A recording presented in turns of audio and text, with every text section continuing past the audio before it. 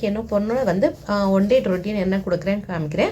First morning எந்திரிச்சோன்னே இந்த தண்ணி தான் கொடுப்பேன். அதுக்காக வந்து நைட்டே வந்து அந்த கிஸ்மிஸ் பழம் இருக்குல்ல, பிளாக் கலர் தான் எடுக்கணும். இதை வந்து நல்லா வாஷ் பண்ணிக்கோங்க. எண்ணெயிலேருந்து பூச்சி தூசியெல்லாம் இருக்கும். நல்லா வாஷ் பண்ணிவிட்டு ஹாட் வாட்டர் விட்டு நீங்கள் வந்து சோக் பண்ணி வைக்கணும். சோக் பண்ணி வச்சுட்டு நெக்ஸ்ட் டே தான் இதை வந்து நம்ம கொடுக்க போகிறோம். நல்லா கொதிக்கிற தண்ணியில் வந்து இப்படி சோக் பண்ணி வச்சு மேக்ஸிமம் மூடி வைக்கணும், திறந்து வைக்கக்கூடாது.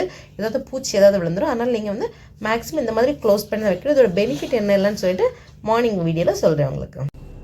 இப்போ நெக்ஸ்ட் டே ஆகிடுச்சு. இது வந்து நல்லா வந்து ஊறி இந்த மாதிரி இருக்கும். இதை வந்து நல்லா வந்து கையை வாஷ் பண்ணிவிட்டு இந்த மாதிரி நல்லா நீங்கள் பிசைஞ்சு விட்டுக்கணும். நல்லா பிசைஞ்சு நம்ம வந்து இதை வந்து ஃபில்ட்ரு பண்ணணும். இதில் வந்து வேறு சுகர் எதுவுமே நம்ம போட மாட்டோம். இதை மட்டும் ஃபில்ட்ரு பண்ணிவிட்டு இது குடிக்க வேண்டியதா. இது வந்து நான் எனக்கும் பொண்ணுக்குமா சேர்த்து தான் போட்டிருக்கேன். இது நாங்கள் 2 பேரும் தான் குடிக்க போகிறோம். இது வந்து நம்ம குடிக்கிற நல்லது, எல்லாருக்கும் வந்து பிளட் இன்க்ரீஸ் ஆகும், அதுக்காக தான். இப்போ நம்ம வந்து ஃபில்ட்ரு பண்ணிக்கலாம். நல்லா வந்து பிசைஞ்சிட்டு ஃபில்ட்ரு பண்ணி வடிகட்டி எடுத்துக்கோங்க. இது இப்படி வந்து நல்லா புழிஞ்சு எடுத்துக்கலாம். அப்போ வந்து எல்லா எசன்ஸும் வரும். கையை நல்லா சுத்தமாக வாஷ் பண்ணிக்கோங்க. வாஷ் பண்ணிவிட்டு பண்ணணும். இது வந்து இதில் வந்து 2 பெனிஃபிட்ஸ் இருக்குது. என்னன்னு சொன்னால் பிள்ளைங்களுக்கு நல்ல மோஷன் போகும். இது நீங்கள் டெய்லி கொடுத்தீங்கன்னா மோஷன் போகாத பிள்ளைங்களுக்கு போகும். இது எனக்கு வந்து டாக்டர் சொன்ன டிப்ஸ் தான். அதுக்கப்புறம் இன்னொன்று நல்ல பசி எடுக்கும். இது உங்களுக்கு கொடுத்தீங்கன்னா ஒரு 6 மந்த் மேலே கூட நீங்கள் ஸ்டார்ட் பண்ணிக்கலாம் கொடுக்கறதுக்கு. இப்போ இதை நாங்கள் தான் குடிக்க போகிறோம் 2 பேரும். ஃபர்ஸ்ட் நான் குடிச்சிக்கிறேன். இந்த குடி. அவளுக்கு இந்த மாதிரி நான் பழக்கல. அவளுக்கு வந்து நான் ஸ்பூன் வச்சு தான் கொடுப்பேன். காலையில் எம்டி ஸ்டமக்கில் எது கொடுக்கணும் நீங்கள், அப்போ தான் பிள்ளைங்களுக்கு நல்ல மோஷன் போகும். ஏன்னா எனக்கு 2வது பொண்ணு வந்து மோஷன் போக ரொம்ப கஷ்டப்பட்டா. ஒரு 2 days ஆகும், ஒன்ஸ் அப்படி தான் போவான். அப்போ இது வந்து டாக்டர் சொன்ன டிப்ஸ் எனக்கு இது. அதுக்கப்புறம் அவள் நல்ல மோஷன் போக ஆரம்பிச்சான். அதில் ஊரில் நிற்கும் போது அண்ணா பிள்ளைங்க கொடுக்க ஆரம்பித்தோம். அவ்வளோ நல்ல பசி எடுத்தது பிள்ளைங்களுக்கு. இதை கொடுத்ததுக்கப்புறம் மேக்ஸிமம் வந்து பிளாக் தான் போடணும். இதில் வந்து நீங்கள் ஒயிட் போடக்கூடாது. ஒரு 10 ml வரை கொடுத்துக்கலாம். இது இவளுக்கு இப்போ 1 year ஆகிறதுனால நான் கொடுக்குறேன். 6 month பிள்ளைங்களுக்குன்னா மேக்ஸிமம் 1 ஸ்பூனே போதும். ஹாட் வாட்டரில் தான் நைட்டு வந்து மேக்ஸிமம் நீங்கள் பண்ணணும். அப்போ தான் அது வந்து அழகாக சோக்காக கிடைக்கும். இம்பார்ட்டன்ட் வந்து நல்லா வந்து வாஷ் பண்ணிக்கோங்க. ஏன்னா அதில் வந்து சின்ன சின்ன பூச்சிகள் இருக்கும். ஏன்னா நம்ம அதே தண்ணியில் தான் நம்ம வந்து பிள்ளைங்களுக்கு அதை மசிச்சு கொடுக்க போறதுனால நல்லா வாஷ் பண்ணிக்கோங்க. வாஷ் பண்ணதுக்கப்புறமா கொடுத்துக்கோங்க. ஸ்வீட்டாக தான் இருக்கும். இது வந்து மேக்ஸிமம் சும்மா சட்டல் ஸ்வீட்டாக தான் இருக்கும். பின்ன கலர் வைக்கும்னு சொல்கிறாங்க, பட் அது எந்த அளவுன்னு எனக்கு தெரியாது. நான் கொடுத்துருக்கேன், அவ்வளோதான். நீங்களும் ட்ரை பண்ணி பாருங்கள் இது ஒரு வாட்டி. அதுக்கப்புறமா வந்து கொஞ்ச நேரம் அப்படியே விளையாட விட்டுருவேன். ஏதாவது திங்ஸ் கொடுத்து. இப்போ இங்கே இருக்க சோஃபா செட் எல்லாமே சேஞ்ச் பண்ணிட்டோம். அவளுக்காகவே வந்து ஃபுல்லாக விளையாடுறதுக்காகவே மேக்ஸிமம் அது வந்து நாங்கள் வந்து கிளியர் பண்ணிட்டோம். அவள் வந்து ஃப்ரீயாக இப்போ விளையாடுவா. பின்ன என்ன பண்ணுவோம், கட்டில் கடிக்குள்ளாடி எல்லாம் கொஞ்சம் கொஞ்சமாக போய் வந்து விளையாடிட்டே இருப்பான். இந்த மாதிரி ஏதாவது கொடுத்து அப்படி கொஞ்சம் நேரம் விளையாடிட்டு இருந்துருவா. ஜாலியாக இருந்துருவா. அவளுக்கு ஏதாவது அவள் பாட்டில் பாடிட்டு அந்த மாதிரி இருந்துருவா. பின்ன கொஞ்சம் நம்ம கவனிக்க வேண்டியதாக இருக்கும் அவளை. அவ்வளோதான். அதுக்கப்புறம் அவளுக்கு நான் வந்து சத்து மாவு தான் கொடுக்குறது. எப்போவுமே மேக்ஸிமம் வந்து காலையில் ஒரு டைம் வந்து அவளுக்கு எப்படி இருந்தாலும் சத்து மாவு கொடுத்துருவேன்.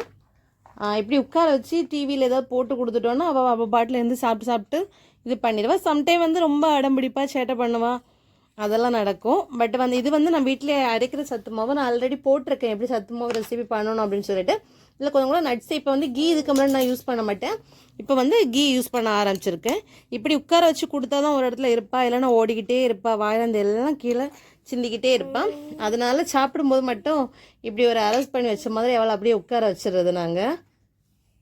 நெக்ஸ்ட்டு நான் வந்து அவளுக்கு ஸ்நாக்ஸு மத்தியானத்து என்ன கொடுக்குறேன்னு உங்களுக்கு காமிக்கிறேன். இனி வந்து லஞ்சுக்கு நான் என்ன பண்ணியிருக்கேன்னு சொன்னால், கொஞ்சம் முளை கட்டின சிறபேர் வீட்டில் வந்து நான் முளை கட்டினது, அதுவும் அப்புறம் வீட்டில் நம்ம செடியில் காய்ச்ச தக்காளி, உருளைக்கிழங்கு, அதுக்கப்புறமா 2 வெள்ளைக்கூடு, அதுக்கப்புறம் கொஞ்சம் ஜீரகம் நான் போட்டுப்பேன். ஃபஸ்ட்டு என்ன பண்ணணும்னா கொஞ்சம் நெய் எல்லாம் நீங்கள் பட்டர் விட்டுக்கோங்க. நெய் விட்டு ஃபஸ்ட்டு நம்ம எல்லாம் இதுவும் கேரட் எல்லாம் இருக்குல்ல எல்லாத்தையும் போட்டு நல்லா கொஞ்சம் வந்து அந்த கீழே வந்து நல்லா வதக்கிக்கோங்க. அப்போ அதோட டேஸ்ட் வந்து கொஞ்சம் நல்லா இருக்கும். பிள்ளைங்களாம் சாப்பிடுவாங்க. அதுக்காக தான். வேறு என்ன வெஜிடபிள் உங்களுக்கு இருக்கும் அப்படி மாற்றி ஒரு நாள் இது கொடுத்தீங்கன்னா வேறு நாள் பச்சை பட்டாணி கொஞ்சம் போட்டு கொடுக்கலாம். சிலர் ஆப்பிள் வந்து போட்டு கொடுக்கலாம். ஆப்பிள் வந்து கேரட் போட்டு கொடுக்கலாம். டேஸ்ட் கொஞ்சம் டிஃப்ரெண்ட் அவங்களுக்கு படம். நல்லா டிஃப்ரெண்ட்டாக நீங்கள் கொடுங்க. இன்றைக்கி நான் இது வந்து கொடுத்துருக்கேன். ஏன்னா கேரட்டும் வீட்டில் விளைஞ்ச கேரட்டு தான். போட்டுட்டும் வீட்டில் விளைஞ்சது, தக்காளியும் வீட்டில், அதனால எல்லாமே வீட்டில் உள்ளதானால தான் அந்த மாதிரி போட்டிருக்கேன். அதுக்கப்புறமா கொஞ்சம் மஞ்சள் பொடி. ரைஸ் வந்து நான் குக் பண்ண தான் போட்டிருக்கேன். நான் வந்து என்ன பண்ணிட்டேன்னா சோக் பண்ண வைக்க மறந்துச்சு. அதனால எங்களுக்கு எடுத்த ரைஸே வந்து நான் வந்து அதில் கொஞ்சம் போட்டுட்டேன். அப்புறம் கொஞ்சம் ஜீரகமும் போட்டு கொஞ்சம் வந்து பெருங்காயத்தூள் போட்டுக்கோங்க. அப்போ பிள்ளைங்களுக்கு அந்த வயற்கடி எதுவும் வராது. போட்டு நல்லா வந்து விசில் போட்டு எடுத்துக்கோங்க. இப்போ குக் ஆகிடுச்சு. குக் ஆகிட்டு நான் மிக்சியில் தான் ஓட்டி கொடுக்குறேன், சும்மா கொடுக்க மாட்டேன். அது வந்து ரொம்ப லேட் ஆக்குற அவள் சாப்பிடும்போது. அப்போ சாப்பாடெல்லாம் அது வந்து நல்லா குளிர்ந்து போயிடுது. குளிர்ந்து போனோன்னா கொஞ்சம் அவளுக்கு சளி பிடிக்கிற மாதிரி எனக்கு ஒரு ஃபீல் ஆச்சு.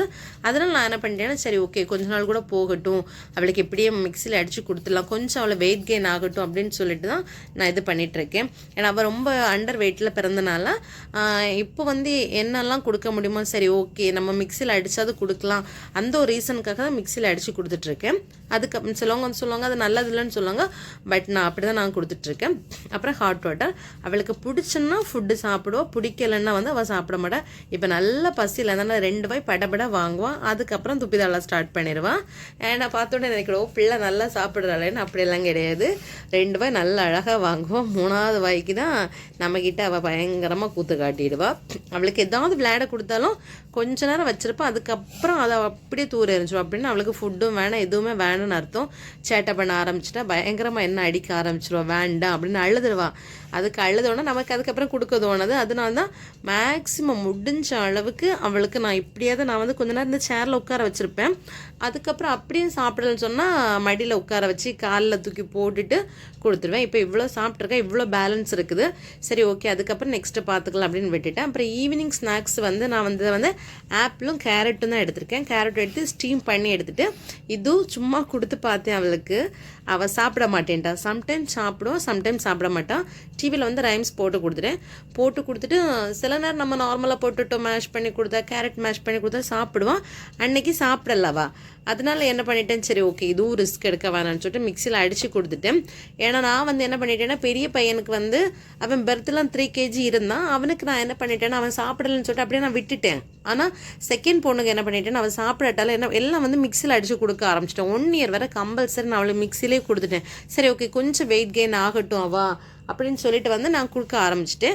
அதுக்கப்புறம் கொஞ்சம் கொஞ்சமாக நான் அவளுக்கு வந்து சாப்பிட பழக்கி விட்டேன். ஏன்னா பிள்ளைங்க சாப்பிடலாம் நம்மளை அப்படி விட முடியாது. சரி ஓகே கொஞ்சம் கிரைண்ட் பண்ணி கூட சீக்கிரம் டைஜஷன் ஆகும், அவ்வளோதான். ஏன்னா கொஞ்சம் விட்டமின்ஸ் போகுமா இருக்கும், பட் பிள்ளைங்க கொஞ்சம் சாப்பிடுவாங்கல்ல, அதனால வந்து நான் அந்த மாதிரி நான் கொடுக்க ஆரம்பிச்சிட்டேன். இப்போமா நான் அரைச்சி கொடுத்ததுக்கு அப்புறமா அவள் வந்து வேண்டாம் வாங்கவே மாட்டேன் அப்படின்ட்டு எங்கே பார்த்தீங்க துப்பி தள்ளினதுக்கப்புறம் என்ன பண்ணேன், எப்படி இருந்தாலும் கம்பல் பண்ணி கொடுத்தே ஆகணும்.